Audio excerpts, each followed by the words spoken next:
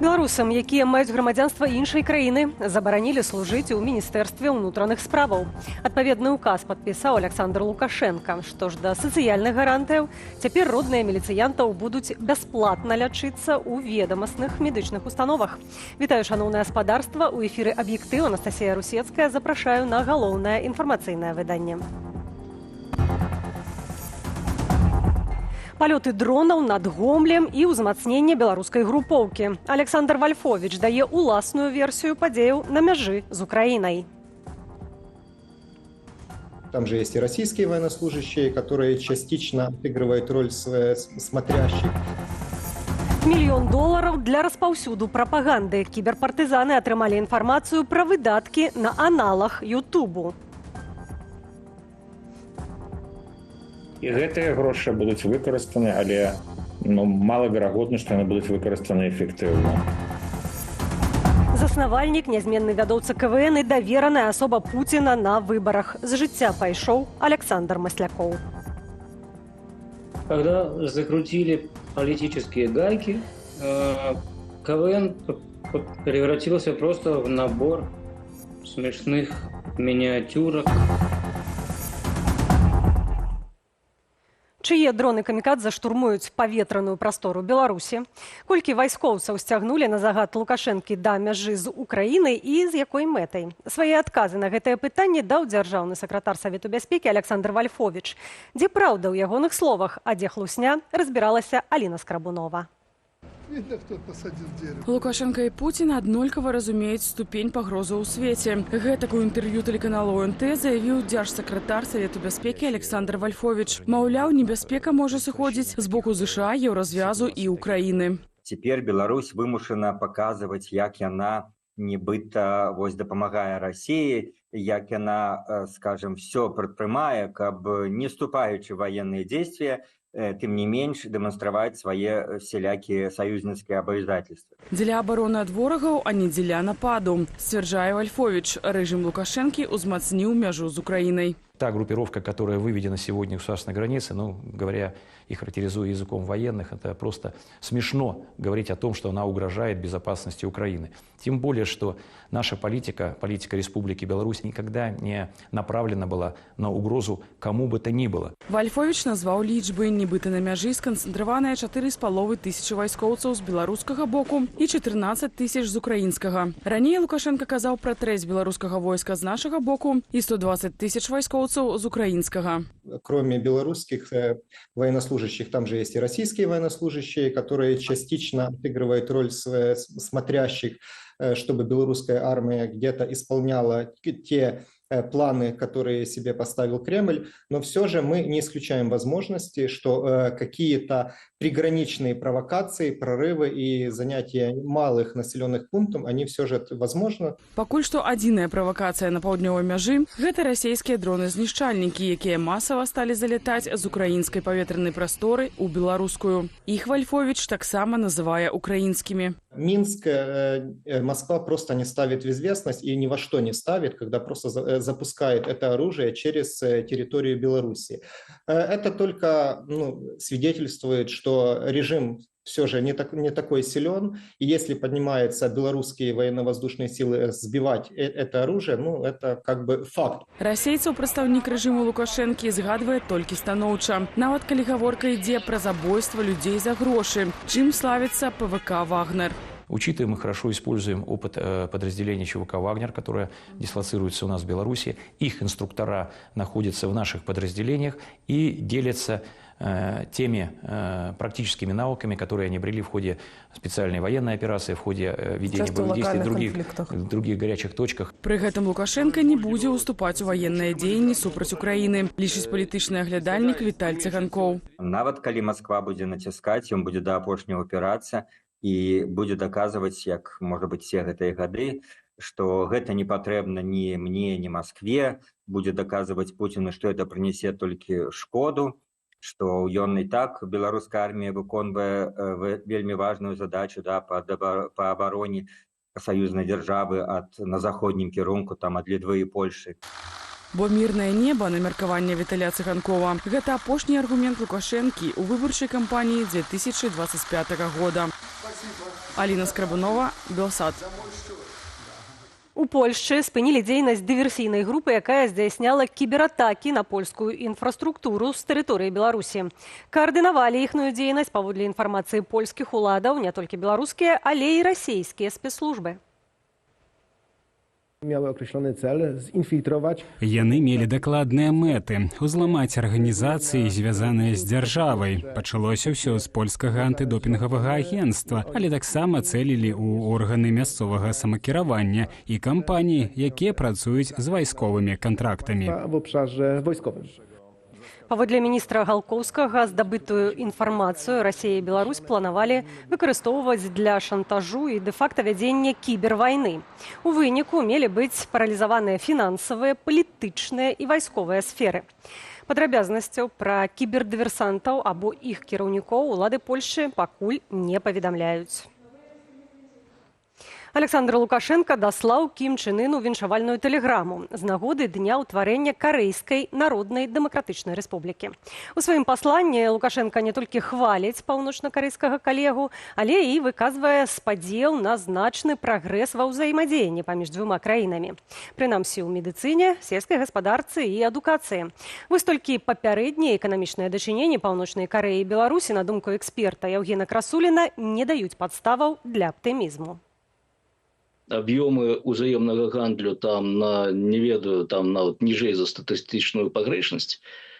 І, уласна кажучы, гэта сведчыць, што ніякіх такіх натуральных падставаў для развіцця гэтых адносінаў не назіраецца.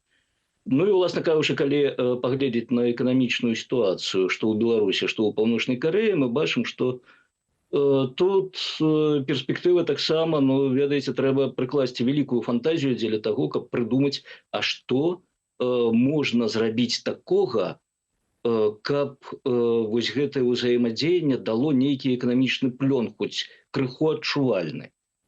І, уласна кажучы, калі на гэта паглядзець, дык атрымліваецца, што, эканамічнае супрацоўніцтва тут не мае вялікіх перспектываў пры той сітуацыі, якая назіраецца цяпер што ў адной, што ў другой краіне. Так што тут пра нейкія эканамічныя перспектывы казаць не выпадае. $2 мільёны за 3000 наведнікаў. Кіберпартызаны выпусцілі расследаванне аб праўладным відэахостынгу videobel.by. Чыноўнікі называюць новы сервіс беларускім ютубам і нават хацелі даць яму беларускую назву. Да канцэпцыі новага рэсурсу прыгледзеўся Александр Дегтяроў.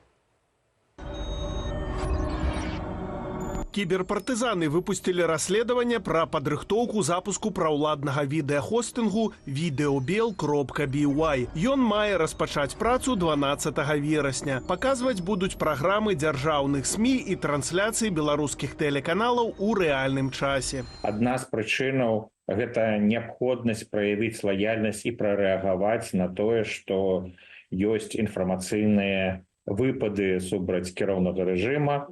Там прапануецца глядзець тура, азаронка, там ці штосьці яшчэ. Як это не глядзелі асабліва на Ютубе, так, напэўна, не будуць асабліва глядзець і ў Videobel. Праект плануюць супольна рэалізоўваць мабільны аператар А1 і інфармацыйнае агенцтва Белта. Як сведчаць дакументы, здабытыя кіберпартызанамі, працаўнікі Белта ацэньваюць, што на запуск і першы год работы платформы спатрэбіцца да $2 мільёнаў. Штогоду на новы відэахостынг неабходна выдаткоўваць $1 мільён. І гэтыя грошы будуць выкарыстаны, але малаверагодна, што яны будуць выкарыстаны эфектыўна.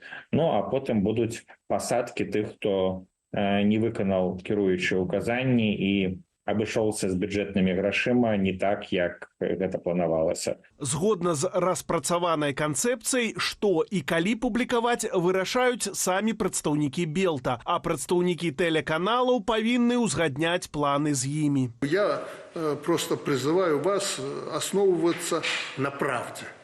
И пропагандировать будем только нашу белорусскую правду. Што да папулярнасці каналу, на якім будуць усе асноўныя дзяржаўныя медыі, то ў першы год разлічваюць максімум на 3000 наведнікаў адначасова. А на другі год плануюць не больш за 20 000 адначасовых падключэнняў і максімум 50 000 падчас грамадска значных падзей. Для какого-то более-менее серьезного проекта, который бы претендовал на такой вот национальный характер, да, на общенациональный характер, я думаю, что этого маловато. Если на одного пользователя будет тратиться, наверное, центов 50, то 500 000, то есть тогда 2 миллиона пользователей в месяц должно быть. Чыноўнікі называюць новы відэахостынг беларускім ютубам. На дадзены момант невядома пра дакументы ці планы, якія пацвярджалі падрыхтоўку для адключэння сапраўднага ютубу ў Беларусі. Але цалкам адкідаць такой магчымасці нельга, зазначаюць кіберпартызаны. Беларусы, як мінімум, ужо сутыкнуліся з праблемамі пры загрузцы сервісу ў навагоднюю ноч. Тады YouTube у нашай краіне не загружаўся цягам 20 хвілінаў.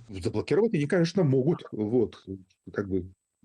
Это да, ломать-то ведь не строить, но это не значит, что туда пойдут люди смотреть. Я думаю, что, скорее всего, люди пойдут смотреть, пойдут устанавливать себе VPN скорее, чем смотреть. По телевизору уже показывают то же самое. Зачем еще раз смотреть что-то по телевизору, да еще и в интернете? Як даведаліся кіберпартызаны з перапісак працаўнікоў Белта, на першых этапах абмеркавання праекту прапаноўвалася назва дзяржаўнага відэахостынгу на беларускай мове. Аднак, на думку гендырэктара Белта Ірыны Акуловіч, гэта дрэнна адбіваецца на пошукавых запытах. Александр Дзегцяроў, Белсат.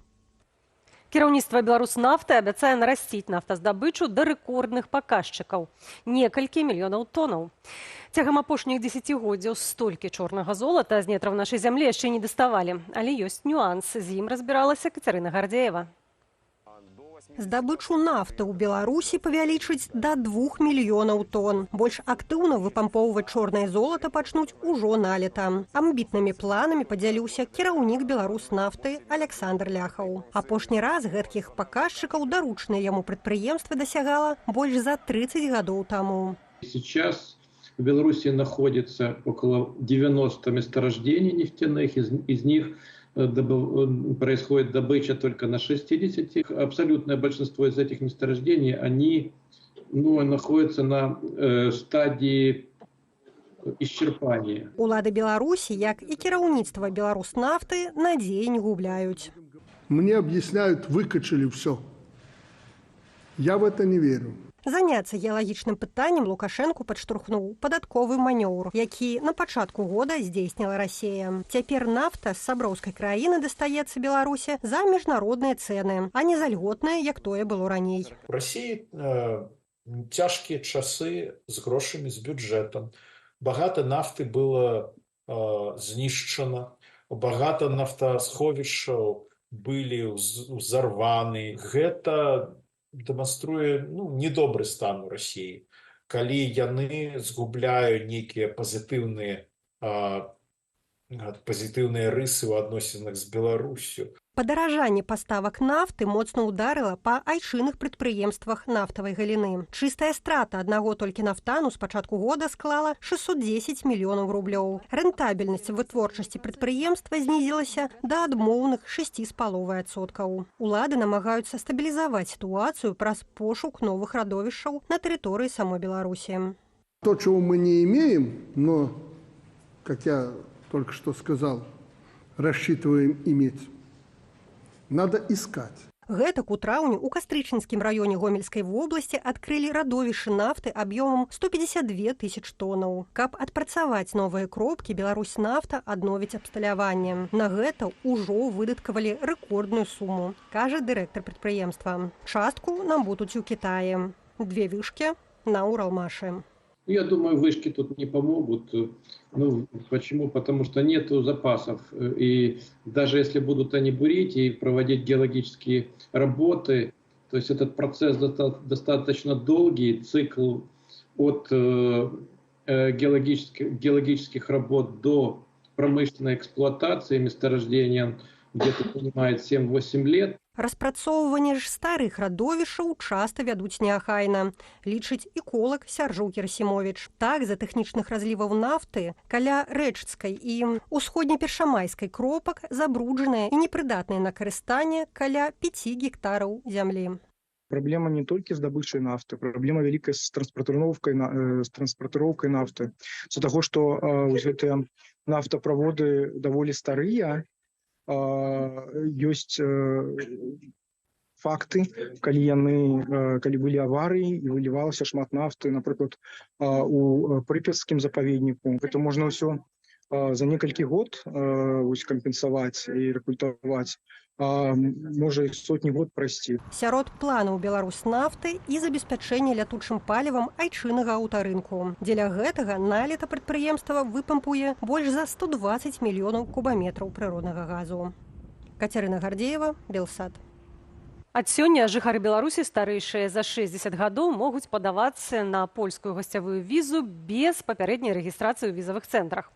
Пра новыя правілы паведаміла кампанія FEVS Global, што ажыццяўляе супрацу з дыпламатычнымі прадстаўніцтвамі. Для спрошчанай падачы неабходнае афіцыйнае запрашэнне ад дзяцей ці унукаў, засведчанае ў польскім ваяводстве. Зрабіць яго могуць толькі асобы з афіцыйным статусам у Польшчы, напрыклад, уладальнікі віду на жыхарства або навучэнцы мясцовых установаў адукацыі. Пры падачы дакументаў у Беларусі варта ўлічваць тэрытарыяльную юрысдыкцыю консульстваў, то бок грамадзяне змогуць звяртацца ў візавыя цэнтры выключна паводле месца ўласнай рэгістрацыі. Беларускія гарады накрыў дым лясных пажараў. У выходныя ад дыму пакутавала пераважна Гомельшчына. Цяпер смог накрыў цэнтральную частку краіны і нават Літву. Жыхарам Вільні і ваколіцаў разаслалі СМС-папярэджанне з заклікам менш часу бавіць на адкрытым паветры. Гэта наступствы ад пажараў на тарфяніках і ў лясах на расійска-украінскім памежжы і ва ўкраінскай зоне адчужэння вакол Чарнобыльскай АЭС, паведамілі ў Міністэрстве прыроды Беларусі. Яшчэ адна крыніца ўзгарання на складзе боепрыпасаў Варонежскай вобласці Расіі, па якім ударыў украінскі дрон.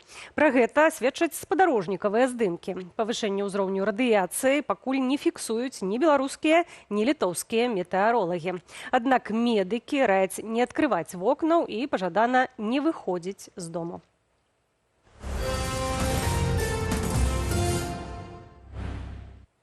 Нязменны кіраўнік і твар гумарыстычнай праграмы «Клуб вясёлых і кемлівых».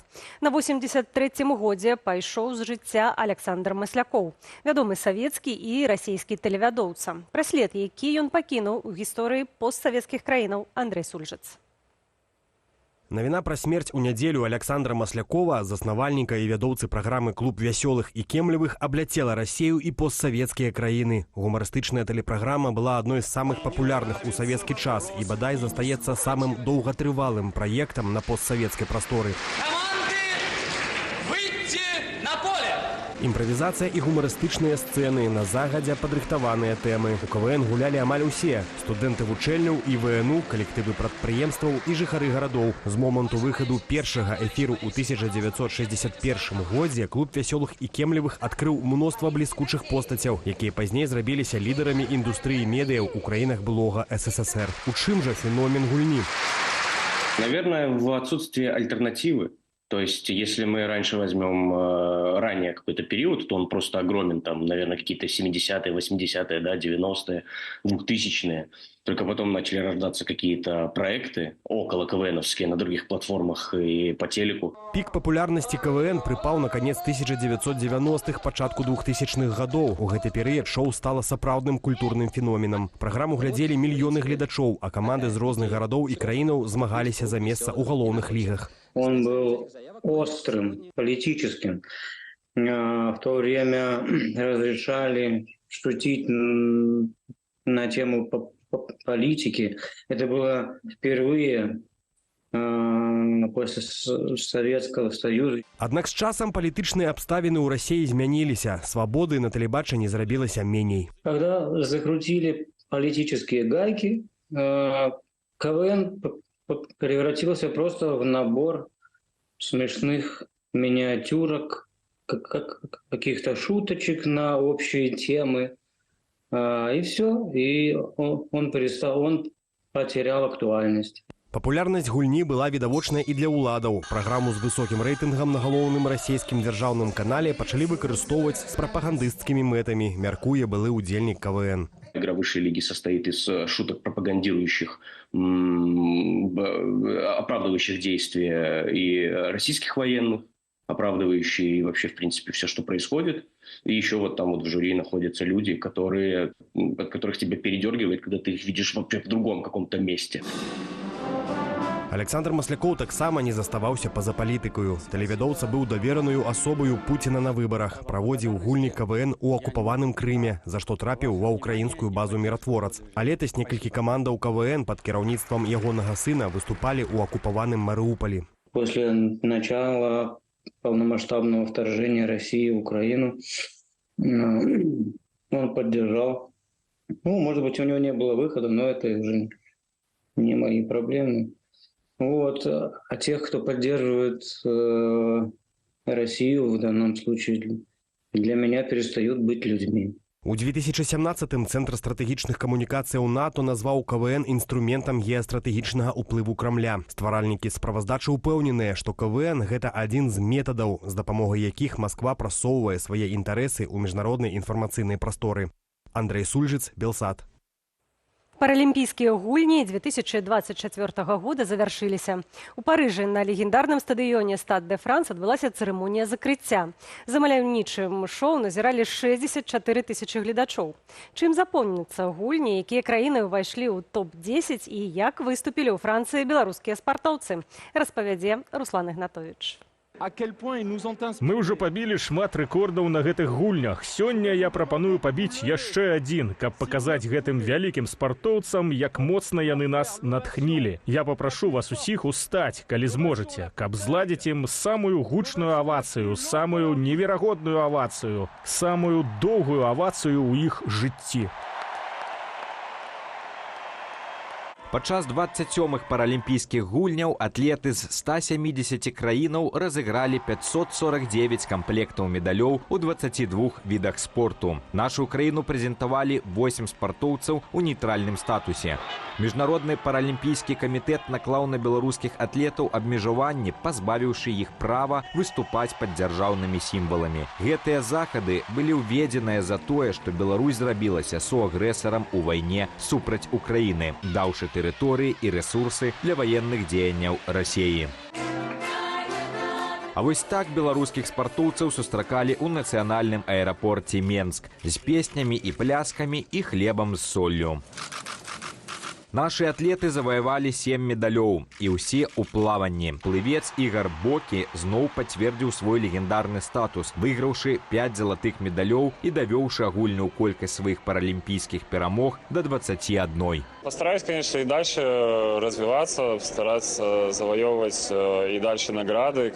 Насколько будет получаться, увидим через год, наверное, на ближайшем чемпионат мира планируется у нас быть. Будем стараться и работать. Ягор Шалканаў таксама стаў чэмпіёнам, заваяваўшы золата на дыстанцыі 100 метраў на спіне. Сярэбраны медаль прынёс Дмітрый Салей на 100-метроўцы батэрфляем. Вся команда поддерживала, супруга поддерживала. То есть все, кто знал, все поддерживали. Калі б не нейтральны статус беларускіх атлетаў, то наша каманда ў медальным заліку паралімпіяды заняла б 25-е месца. Дзясятка найлепшых краінаў выглядае такім чынам. Першае месца з вялікім адрывам за Кітаем спартоўцы паднябёснай заваявалі 220 узнагародаў рознага гатунку. З іх 94 залатыя медалі.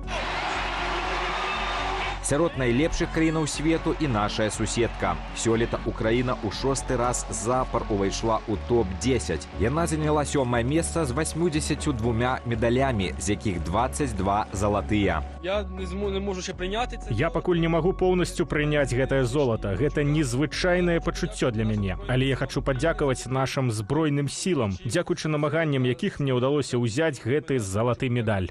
Наступныя летнія алімпійскія і паралімпійскія гульні пройдуць у Лос-Анджелесе ў 2028 годзе. Правам прыняць эстафету ад Францыі уганараваная 37-гадовая зорка Брадвею Алі Стокер. На цырымоніі закрыцця яна выканала гімн ЗША.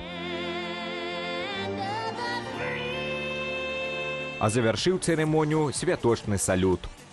Руслан Ігнатович, Белсат.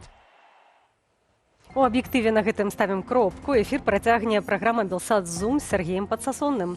Я ж Анастасія Русецкая, развітваюся са спадарствам і зычу добрага вечара.